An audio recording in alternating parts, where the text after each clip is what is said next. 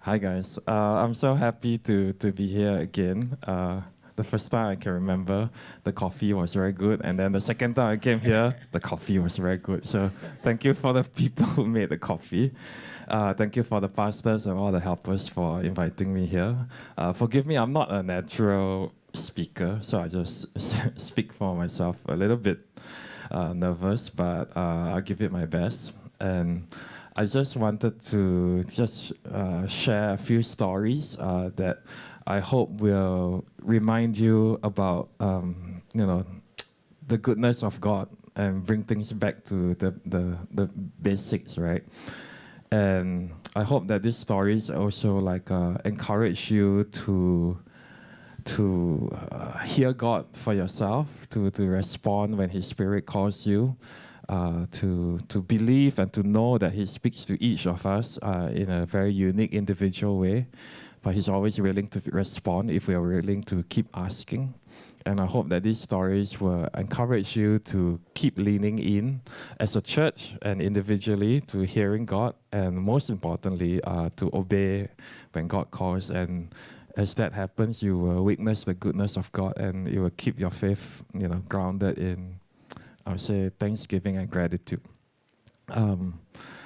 I just put a disclaimer that, two disclaimers. I am a constant work in progress like y'all. And, every day have to receive the daily bread, have to stay humble and keep learning. But I just want the focus today to be on God entirely, although I'm speaking from my point of view. But, as I share these stories, may you speak to God yourself and discern what He's trying to tell you for your own life. And a second thing is that although I will sometimes say God said this to me or God showed a vision, I'm just using a shorthand so that the story can move. But sometimes it takes hours or a long time to discern carefully. But I just want to say that to not add pressure on yourselves to make you feel like, instant download every single moment, which is not the case. I wish, maybe in heaven, but on earth, it takes time. And so I'm just using a shorthand, just as a disclaimer. After this, I will get another cup of coffee because that's never enough. And then we show. This is the kind of verse that kind of guided this sharing today, and to kind of stay rooted in seeing the way God's goodness works across different contexts. As you can see, I named it Babies to Burgers, which I promise at the end of it will make sense. So this is all about the goodness and how I witnessed God calling and assuring people across different contexts, across these 5 different stories. And they may be kind of, I don't know if that's pre-believers or people who may be struggling or maybe, feeling a bit cold in your faith at the moment. But I've tried my best to, with all these stories, I know they sound like over the top. I tried my best to include as many screenshots and chats, and some of them are even here to testify that everything I share is true. And for those that are uncertain, you can always reach out to the people. I've used all the real names and photos. So the first, this is me. Last time I used to be anti-Christian, atheist. I took it to the extreme, okay? So recommended 0 out of 5 stars. Do not recommend. Not wasting, but living your life in rebellion to God is not worth it. Just for some context, I forgot to say my name. My name is Levan. I used to be an atheist for almost 25, 28 years until God kind of really whacked me one hard time in August 2020 when I had an open vision of Christ. And since then, I've been trying my best to follow Jesus, who is awesome. So now I don't need to try to act like a demon, which is really lame in hindsight, but I'm grateful for God. Currently, I am one of the accidental co-founders, one of the accidental founders of a house fellowship called Atap House, where we invite people from all sorts of churches and backgrounds, and wherever they are in their journey, they're welcome. And we, just like Petra in a way, we kind of gather to discern God's voice and encourage each other to obey. Some of them are here, yeah. So whatever for the Petra, I just hope that we all kind of, desire to hear God together. Yes. So this is the first story. It's the prayer of a mother-to-be, or the mothers in the house celebrate, boom, boom, boom. Yeah, okay. This is a story of Yihui and Bill. She's the first-time mother. And initially she didn't want to be a mom, but God kind of led her to decide to have a baby lah. So this is what happened on 29th December 2025, quite recent. So I had met a friend named Cedric Tan. He had decided to have fellowship at his house, and then he invited us. And I definitely went because he promised me fried chicken. And every time there's fried chicken, I'll be there. Thank you, God, for fried chicken. So he had arranged for us to meet, and this was the screenshot of me like leaving my house. How Singaporeans like to say, I'm on the way, but maybe not every time you're really on the way. Yeah. So leaving my house, and then 1.5 hours later, I'm still on the way lah. So, but anyway, halfway around 7 p.m., as on the way to his house, I really felt this nudge from God to invite this couple called Bill Lim and Yihui. And they had never met Cedric and the others before, but they lived nearby. So I just asked Cedric, can I invite them even though you haven't met? And he said, sure. But they had never met before lah. And I did not know why God kept nudging me to invite them. But I just said, okay, maybe they'll get along and stuff. But I did not know. But I just tried to obey and invited them. So they turned up in the end. Bill and Yihui are the two at the front. And the thing about this context is Yihui was already quite a few months pregnant, first child. And this was the first time I saw her since hearing the news lah. And we had caught up and we had met. And after our meet-up, we went downstairs. Olivia, Bill, Yihui, South China, we went down. But instead of going home, we just chit-chat lah. So I didn't know whether Yihui had named her child yet. So I said, do you have a name? Has God brought a name to mind? In fact, I wasn't even sure of the gender because she hadn't revealed it. And she actually shared for the first time. And she said, there are two names. The first name, Samuel.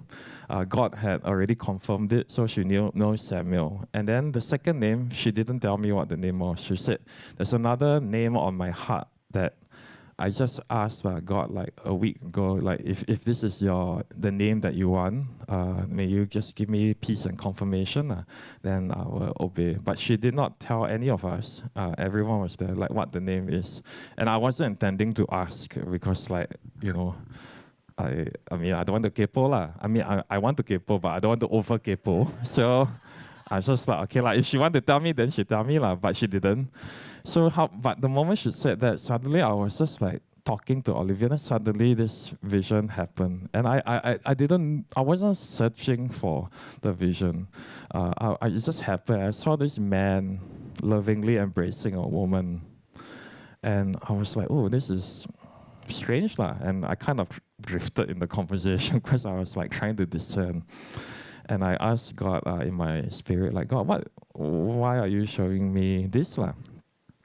And then took me about a minute or two, but God kind of said, I want you to ask Yihui, who is the husband of Ruth, the one that really loves her? And I felt this deep love from the husband to Ruth lah. And to be honest, my Bible knowledge is not so good, so I had to remember. But then I said, like, can I don't ask God? Because like, why? Why am I asking? And God said, just ask her, who is the husband of Ruth that loves her? So I turned to Yihui and said, Yihui, who is the husband of Ruth that really loves her? So no context, I just asked. And then she said, his name is Boaz. And that's when she said, the name that she had asked God to confirm 1 week ago was the name Boaz. And I was like, wow, I didn't know. Because Boaz is not very common that you name your kids. And she said 1 week before she had an impression Boaz, and she said, God, can you please directly, please confirm? And if you confirm, I will obey. And that's when I calculated the probability. God asked me to ask one question, and then I calculated. I asked ChatGPT how many unique male names are in the Bible. Afterwards, then I realized, wow, the probability is like I had one question to ask, and that was the exact name that a mother to be, a new mother, had presented to God, and it was exactly the name. And I thought, wow, this is confirmed God lah. And on the 10th March, Samuel Boaz Lim was born first child. And although the husband tried to hey, Boaz, not very cool name, but then in the end he relented to God. I mean, please don't go against God lah. So if God says a good name, it's a good name. So in the end they named him Samuel Boaz, or nicknamed Bobo, and now he's a happy, healthy baby. And I had the pleasure of witnessing how God, he just went the extra mile he loved her child before she even had the chance to love her child on earth. He knew the child's name before she even knew that he would confirm. He knew every hair that would grow on the child. He knew everything. And I just had the privilege of witnessing what happens when a mother or a parent really earnestly seeks God and genuinely wants to obey, and how he responds. And I didn't even know she had prayed. But how humble I was to see that how God really cares for even, all your children, and it's just profound. And I'm glad. I look forward to meet Samuel Boaz soon. I haven't met him, but I will always remember this such a simple encounter, but yet I think the simplicity is where God's beauty lies, and I really hope that encourages any parents to be, or any parents who maybe your kids a bit like me last time never listen.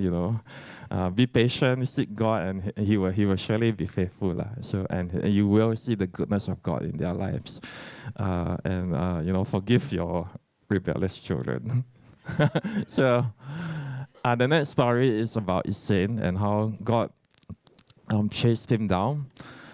So the context of Isain, who when I became he knew me when I was a pre-believer, and when I became a believer, I tried to share God with him. Okay, but you see his face very cheeky, because he is very cheeky.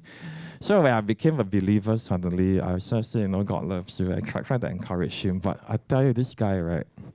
There's so many questions, right? I say, God really loves you. How do you know that God loves you? How come Jesus is the way then? How come I cannot choose every way that I want? Then the questions, I think hundreds of questions, takes hours and hours and hours. And everything I say, he had a response to counter. Then because he's a pre-believer, so then by the end of it, it's like, oh God, this guy talks a lot. Seal his mouth. No, I didn't say that. I didn't say that.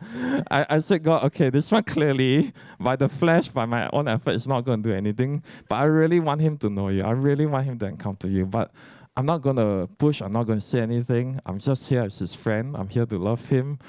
When you want to do your thing, I know that you will grow the faith in him. I'm just here to just let him know on my part. But sometimes he randomly messaged me 3 a.m., 4 a.m. Hey bro, I saw this open spirituality, universalism. Then why we are like little gods. So we're please, God, please spare me. Okay, every time you text me, it's like 1.5 hours of chatting and nothing comes from it. So I told God, please, this one is. In a way, your daiji lah. I just show up lah, I do my best, but God, please convict him. So one day, I think the date, 2023 August, I was minding my own business. I was just writing a song or something, chilling, having coffee, and suddenly God, as I started to pray, Isain came to mind. And this was, I already give up already, right? Suddenly Isain came to mind, and it's and then God showed me the story of the prodigal son. And then I felt God nudged me, go and text him the prodigal son story. Don't say anything else. And my response was really? Will this open another conversation I don't want to have? Can I don't do it? Or maybe I have dinner first and I do it? And then God said, no, you have to do it now. And don't say anything. So I did. And I didn't say hello. I just sent him the prodigal son story and please read. And what I had not known was on the same day in the morning, he had woken up, gotten out of his room, and he had seen the flyer on the floor that, sometimes the tracts that people drop in the house. And he said that the moment he saw it, he just felt something in him said, this is for you. And he didn't know why. So he picked it up and then he read and said, this is the story of the prodigal son. And then he read it. And then he asked his mom, hey, who dropped this? And she said, don't know, like someone from the church. And then he kept wrestling with this the whole day. It's like, I can't shake this feeling that it's for me, but I don't know why.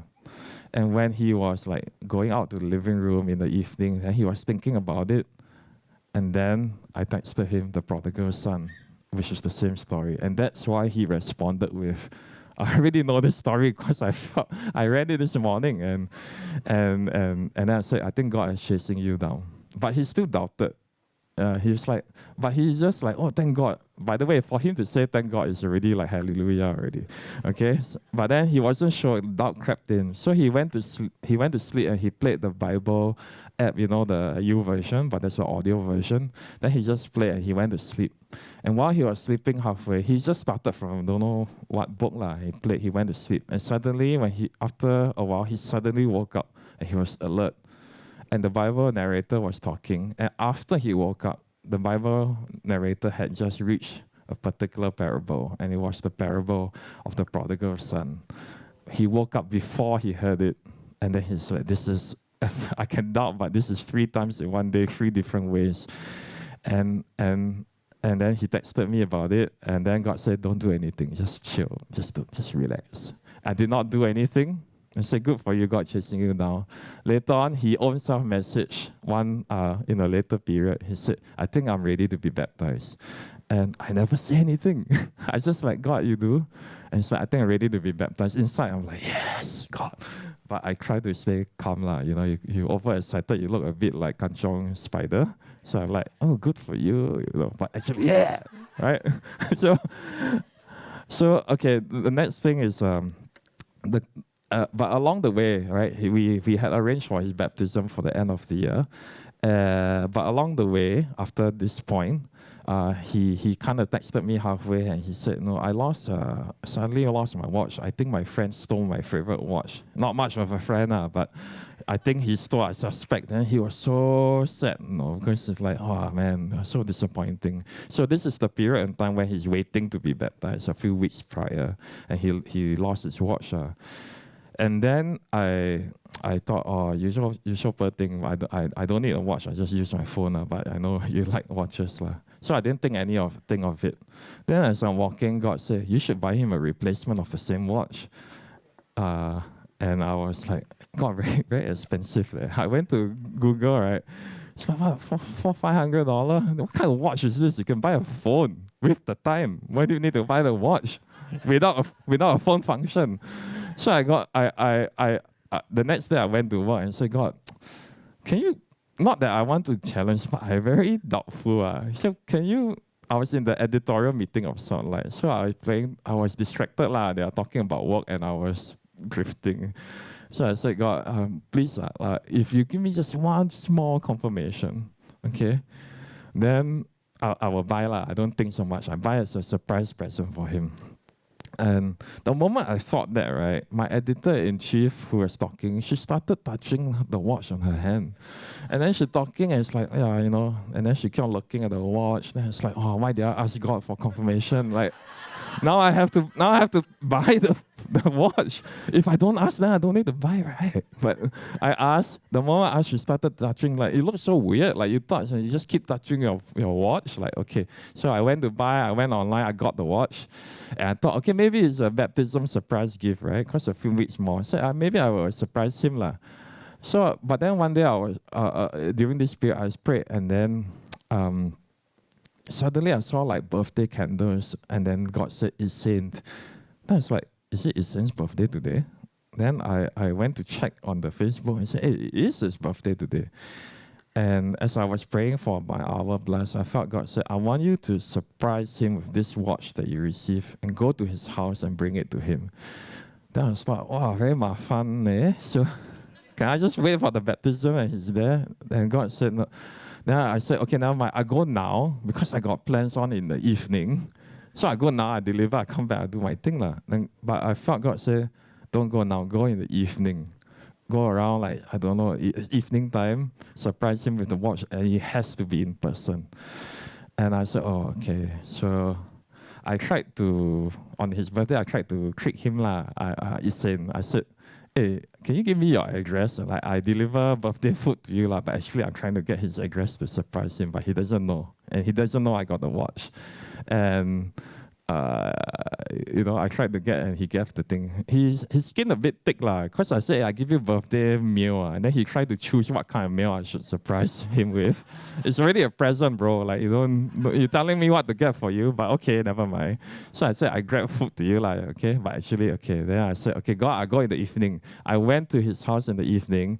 I even put like 2 styrofoam boxes. The first one is really the chicken rice. Underneath, I put the watch inside the styrofoam box. So he thought chicken rice, he opened the other one, is the watch. Then he very happy. Then, okay, like we bro hug a bit, like completely platonic, but we bro hug. And then the mom looked very emotional, and I was very confused because I only seen the mom 2 times. This was the second time. I never met her besides that. The last time I met her was 15 years ago, but she looked very emotional. So later I asked Isen when I went home, how come your mom was so like emo like that?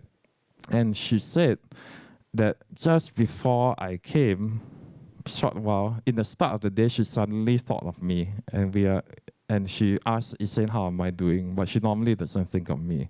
And just before I surprised them at home, she was praying to God, and she's not a believer. She's praying to a general God, right? Praying to God to please cheer up her son, lift his spirits and everything. And about 15, 20 minutes later, suddenly I showed up at the house and I presented the watch, and she witnessed it. Like she just prayed general prayer, and then somebody showed up, the same person that she thought about on the same day, showing up with the same design of a watch that lifted her son's spirit in front of her. And then I told Isen, can you please tell her you prayed to God in a general sense, but Jesus is the one that made me show up. And she's still journeying, but from that moment, Isen witnessed the goodness of God, not just for his life, he got the watch, but for his parents and his family. And it's improbable, it's impossible without God.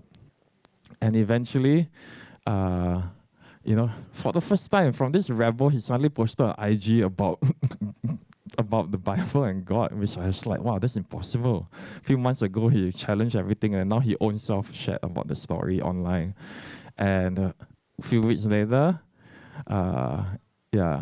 Isen got baptized, and we were all there, the parents, the mom, the dad, who were separated, but they all came together to witness his baptism. The guy, the prodigal son, the one that Jesus leaves the 99 for, God came after him, brought him to baptism, and today he's a part of Atap House also, and he started his own ministry, his climbing ministry. You tell me this few years ago that this will happen, I said impossible. But I witnessed the goodness of God, of how my friend who was a rebel, who didn't know God, and how God came after his heart, and he own self submitted to God and believes and loves the goodness of God. And I just want to encourage you with these stories. I got 3 more, but I hope I'm not boring because I thought I tried to be as detailed as possible. But I just want to encourage you that as we see the goodness of God around us, and sometimes our friends, they look like they are not going to believe, or our loved ones are not going to believe that God can do the impossible thing. And all we have to do is be willing to hear, believe that he speaks to each of us. There's no more important or less important. God speaks to all of us. But our willingness to hear, and our willingness to respond, and our willingness to put our lives, before God and say, use me. And I guarantee you, I promise you that God will be faithful, and he will do impossible things through your beautiful lives as well. He did this for his son, he'll do it for you and each one of you. You just have to make the choice to lean in, and God will be faithful to show you His goodness. So far, okay, right? Okay, okay. This is the only anonymous person because I just want to respect his privacy. And he's not ready to put his name there yet, but the rest are there. But I just wanted to share this story about how God gave this Elijah a second chance at life. And this one was meaningful to me. So in January 2025, I was accompanying my friend to a busking audition. Then I met my old musician friend who I hadn't seen in 7 or 8 years. So he like, hey, Levan, how are you? Then it's like, yeah, I'm good. I'm just accompanying my friend. And then he said, hey, have you heard what happened to Elijah? And I was like, I don't know. I haven't seen you. And he said, no, Elijah went to jail because he was charged for a very serious crime. And he went to jail for quite long, and he got caning and everything. So you can imagine what kind of crime is quite severe. Then I was like, oh, I didn't think this would happen to him. But I hadn't spoken to Elijah in like 7 or 8 years. So to hear this, it was like I was a bit taken aback lah. And for the next few weeks, I just couldn't shake this feeling like I should reach out to him. But I didn't have his phone number because I changed phone, I didn't back up. Then like I had no means of reaching out to him. But I just felt God nudging me to reach out to him lah. And this particular, I prayed over a few weeks, and I just kept feeling like God wanted me to tell Elijah that He has given him a second chance at life. And He has heard him, and he's given him a second chance at life. But I had no means of delivering the message. So I tried everything. I emailed his inactive account on 11 February 2025. Hey, how's everything? But no response because he doesn't use the account. So I just prayed to God, saying, God, I tried. I don't know how to reach him, but if it's your will, if it's your will, I will deliver the message of a second chance, that you've given him a second chance. But only you can make it happen, because I don't know what to do. So this was 11 February. And so I said, God, I'm available. Please make it happen if it's meant to be. I haven't seen him in years, and we don't really have mutual friends.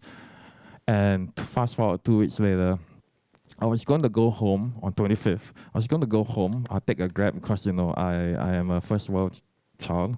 So I wanted to take Grab, go home, because I lazy lah. Okay, no excuse. Then I was going to book my Grab, and God said, I felt him say, no, today you take the downtown line. Then it's like, wow, downtown line, half an hour, Grab is like 20 minutes, How much more we pay just to save 10 minutes, right? Then it's like, I take Grab. Then God said, no, today you go home, you take the downtown line. Then it's like, okay lah. So I went to downtown line. I sat down in the train, and then I'm zoning out. And on the train, suddenly, I was like zoning out. Then suddenly I see this hand in front of me waving, like John Cena, if you know. It's like, who is this? Like, in my heart, it's like, who's this idiot waving in front of me? Like, I mean, like, why? I'm not doing anything to you. Then I look up, and it's like, I want to like pick, like score already. Then I saw, hey, why is he smiling? Is he like mad or what? Then he said, 11, hi, nice to see you. It's Elijah. Do you recognize me? Then I was like, he looked different. He lost weight, everything. It's like, then I stood up and said, wait, you take this train? He said, yeah, I just felt I should take the train home today. And then I saw you sitting down, then I came up to you, and I just wanted to say hi. Then I was like, hey, I wouldn't have met him if I didn't take the train, and now he's on the train. And then I just like, hey, how are you doing? Then he own self, he shared how when he shared with me, he went to jail and everything. And he said, but in jail, right, he encountered Christ. And he just started to change his ways in jail, started to volunteer for ministry and started to lead worship songs. Then I'm thinking, wow, this is wonderful, like you encountered. I mean, preferably we don't encounter God in jail, but we are all in jail without God anyway, right? So then God reminded me, you asked for the chance to deliver the message, so will you deliver it now? Then I said, okay. And I said, Elijah, God wanted you to know that He gives you a second chance in life. And that's when he kind of looked a bit emotional. He said that 2 weeks ago, he was trying to lead a good life because he was out already, but he just kept on feeling like the shame of the past, the guilt of the past kept taking him down. Then he would meet some people who would insult him, and it's like, wow, you're out already, you're a terrible, horrible person. And he's just like, he just prayed to God, like, God, I just want to know that you will give me a second chance in life, and I will take it. And I hadn't even met him then. And that was when I realized that when he already prayed just for the second chance, God was just waiting for the moment for us to meet against the odds, just to say the thing, yes, I have given you a second chance in life. Take it, seize it. And in the end, no regret taking the train. Right choice. Yeah. And we exchanged numbers, I managed to establish contact, and we arranged to meet out on the 7th April just to catch up. So he was a bit late, so we were meeting at the kopitiam. Then he was a bit late, so I had time, and I just like, okay, God, since I have time, I guess you got to pray. Look a bit strange, I'm just sitting silently at the kopitiam while the uncle is like opening the tiger beer bottle, and the auntie is shouting I don't know what, and then the uncle is trying to flirt with the tiger beer auntie, that kind of stuff. Then I'm just sitting down there praying. It's a weird sight, okay? I'm just saying facts, okay? It happens. I do not endorse it, but it happens, okay? Then God showed me this sword cutting something. I don't understand. I was praying for Elijah, and then just the word, I saw like Lego tower and just rebuilding something, but I didn't know the meaning. So I just wrote down, and I just like, okay, God, if this is meant to be, let it be. So Elijah came, we met, he talked, and I said, what has God been guiding you through? Then he own self, he shared, he said, yesterday I had this vision. And in the vision, right, there was like an old tree being separated from new tree. And then I was holding something that was cutting it in half. And God saying, no, I've made something new out of you. Don't look at the old. And then I realized that how come I hadn't shown him what I had written down there. Then I realized, how come what he's describing sounds like what I wrote down, because I had written down a sword cutting something. So I thought, I think I better share this with him. Then I said, okay, before you even share this, God already said this. Then I showed him the thing. And I haven't even elaborated on the Lego thing because I don't know what it means. So he saw my phone, and then he like sit back stunned. Then I was like, why are you stunned? And he said, do you know what's my number one passion in life? And then I said, I don't know, because we're just catching up. He said, I love Lego, right? I talk about Lego every day to my girlfriend until she don't want to hear. I'm so passionate about Lego, right? I want to go to every exhibition, don't know what. I love Lego. I love Lego so much. And he said the week, just shortly before, he had been building a Lego tower with his relative.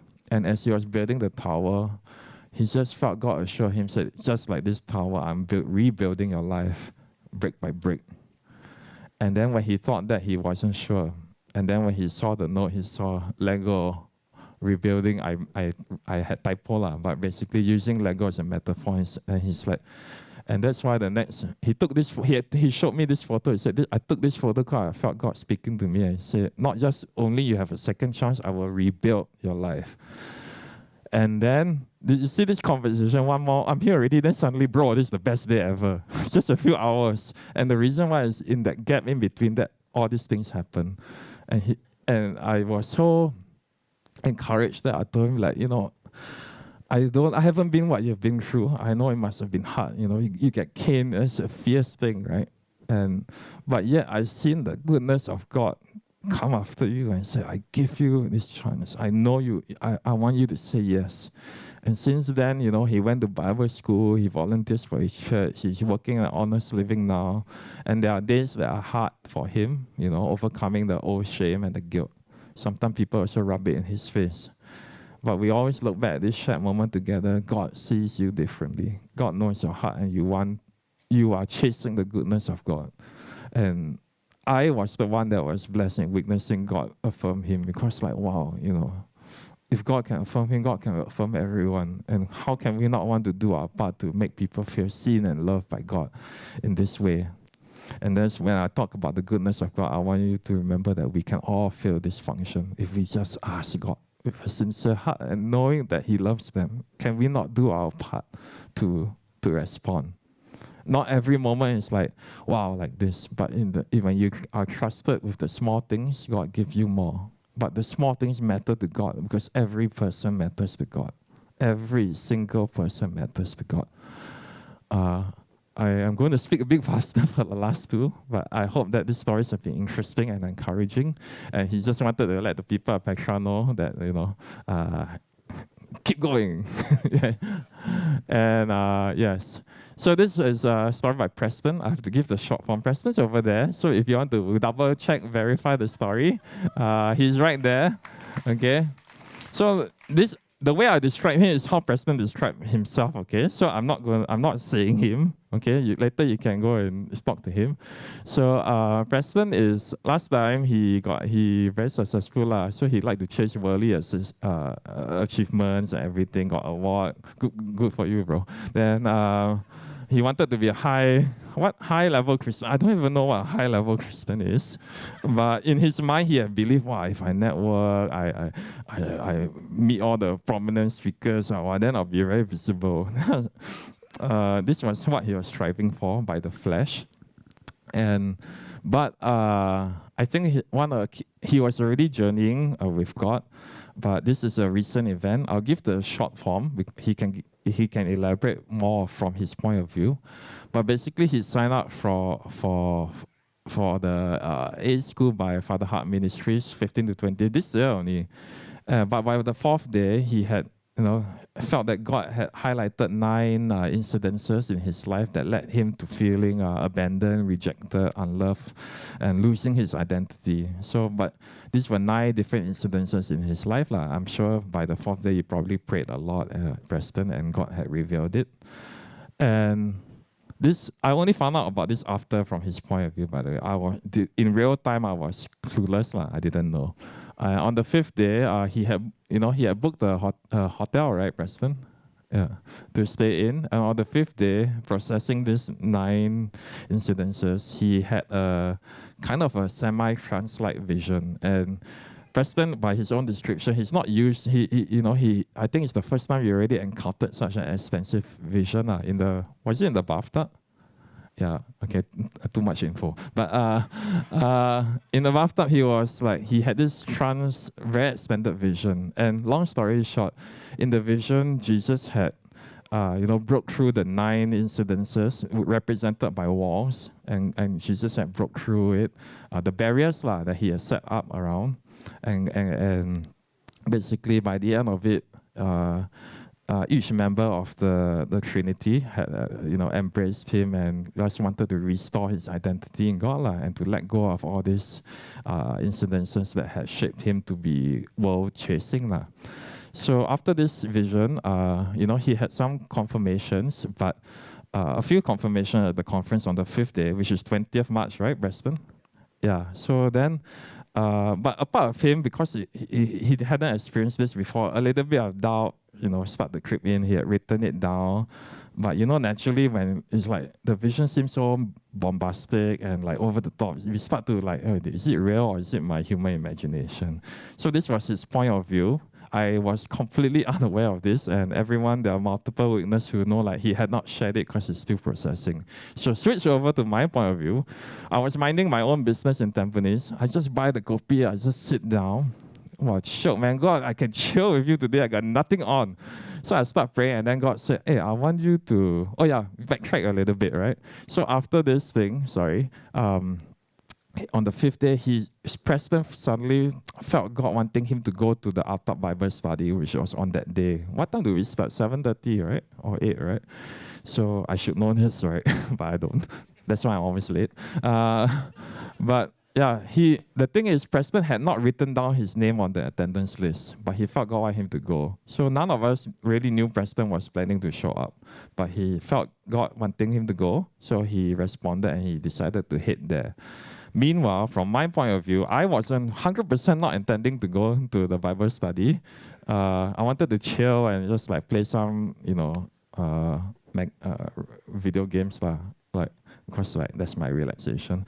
I wanted to kill some zombies on the computer. Then I was praying, said, "Oh God, thank you for the off day." And then suddenly God said, "I want you to go to Bible study in person today." Then it's like, no. Then I was like, "God, why do you want me to go? Like, can I study the Bible at home? Same Bible, right?" But God said, "No, I want you to go because Preston will be there." Then I look at the name list, said, "Preston's name is not there." Then I felt God is not saying, "Don't worry, he'll be there. You just go. You just start going first." So I thought, okay. I started to travel, and then I saw that Preston had messaged after I was on the way already. Say, "By the way, can I still drop by?" I said, "Okay, so he will be there." And I asked God, say, why am I going there? Like, is he going to teach Bible or am I supposed to teach him? I don't understand. Then God said, I want you to write this down. And I wrote this down. It's about perspective. Specifically, I didn't write this down, but specifically, Preston has had a change of perspective. But I don't know what God is talking about. And then I just saw giant wings. And it's like, I am so blur. I do not know. I'm just going to put down this now. So at the Bible study, God was like, everyone was taking turns to share, and I don't know. In the end, we never studied the Bible, right? Everybody's just sharing like their week or whatever. Then Preston started sharing about how God had given him this vision that happened on the day, etc. And then I felt this like tingling in me, like what's going on? I'm like, this is the first time hearing it. And then after he shared, I just asked him this question. So what do you take away from this vision? And then that's when he said, I think that this thing has helped me for a change of perspective. And it came from his own mouth. Then I look at the note, it's like, oh, I see. And then he had cited a verse, Ephesians 2:14, right? You saw. So this was one of the anchor verses for the vision he had. And the thing is, at the Bible study, I wasn't meant to be there. Preston didn't intend to come. And there was another guy called Dr. Brian Long who didn't intend to be there. So when Preston shared how this vision changed his perspective, I took out my phone and said, I think this is for you. And God wanted to assure you that he has changed your perspective. And then this Brian, he said, actually, I wasn't planning to come today, but God asked me to come, and he had placed the verse Ephesians 2:15 on my heart, but I do not know for who. Then I said, what are the chances that you come with the one verse after what Preston was sharing? The probability you can count is mad. So the whole verse together was what God wanted to convey with him. Then afterwards, when we talked a bit, then I asked Preston, so, can you describe what your vision looked like? And then he talked about it. And he said, then I saw the Holy Spirit. And then for some reason, the Holy Spirit had clouds and there was big wings. Then I looked at my notes. I said, wings? What are the chances? And then, but he wasn't sure what he saw was real. So I showed him and said, I think God asked me to come here to confirm your takeaway and to confirm that what you saw was real, because I saw it too.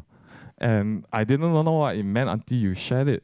Then I said, it's time to my logical mind, it's time to calculate the probability of this happening, where I didn't even want to come in. God showed me wings and it was a match. So from then on, I think, Preston, forget about the awards. Your reward is in heaven. But I think it really changed his perspective on reclaiming his identity as being a child of God. Not a child of the world, not a child of awards, not a child of success, but a child of God. And it's been a journey, and you can ask him more. And he's the real life testimony. And it was so cool when it happened. We kept talking about it. It's like, wow, God, it's so cool, man. It's like Bible in the real life. Last story, I still have... I left my physical vision in heaven. How much time? Okay, 5 minutes. I'll speak really fast. So the last one, this is from a woman, Tan Hui Ying, who used to be my ex-colleague. And this one was so quirky. And that's the part about the burger. I said babies and burgers. God cares about everything, right? So one day I was, 25th February 2022, I was just writing a song. I remember I was writing a song. And then I wasn't even praying in that instance. Then suddenly I would close my eyes and I saw this vision of a humongous burger. I said, oh, that's nice. Is it for me? Like, then after praying to discern for an hour, so I don't want to say like, wow, instant understand. God said, I think you should message Hui and tell her to go and eat burgers with Michael. Michael was this guy that she was interested in last time. I shouldn't say that, but I too late. Okay, so, and then tell them that you will get the biggest burger. This took me some time to discern, but I was like, God, what are you talking about? I don't understand. Then God said, Michael will not pay, but Hui will pay for him. The chivalry is not dead, I guess. And then God finalized it, said, Michael will not believe, because Michael is an atheist. And God said, Michael will not believe, but I'm not doing it for him. I'm doing it for you because I want to show that, I'm with you every step of your life. I even know this detail, And obviously, from praying, I was like, God, you know how ridiculous I'm going to sound to message her out of the blue about burgers, giant burgers, Michael will pay. What am I like? Then I said, okay, God, this one, people already think I'm ridiculous. So this is just like, never mind. This will push me over the edge of ridiculous. So I messaged her. I did not know where she was. I did not know who she's with. I only had this message. I messaged Hui, said, hey, you should go and Michael get a burger, the biggest one possible. And she responded, oh, actually, we're already on the way to get burgers. Then it's like, I'm thinking, oh no, she's gonna think I'm spying on her date or something. Like, no, I'm in Tampines, okay? But she's like, oh, I'm already going to buy a burger. Then I said, like, oh, God told me. And then this is real life unfolding. So I already wrote down everything. But it's happening in real time as she's reading my message. So just for the context. And I said, no, let him know that he will order the biggest one. And when she read that message, she was with Michael. And she looked up, and he had intended to order another burger, but he had pressed wrongly. So he ended up with the biggest burger by accident. As she's reading the note in real life, he had made a mistake and ordered the biggest burger by accident. Then she's like, oh, what's happening, right? And then the next thing was like, God said that Michael would not pay. You will pay for him, right? You will pay for the burger. So then she was reading this, and then Michael was trying to, in real life, she was saying, hey, I'll pay for it to Michael. And then Michael said, no, it's okay, I'll pay for it. And he tried to tap to pay, and the card got declined. And then he tried to tap again, the card got declined. And Hui is there looking at the message like, he will not pay, you will pay. Then she said, just let me try. God want me to buy you. And then he's atheist and she's like, oh, whatever lah. And she tapped her card immediately, the payment went through. So she ended up buying the biggest burger.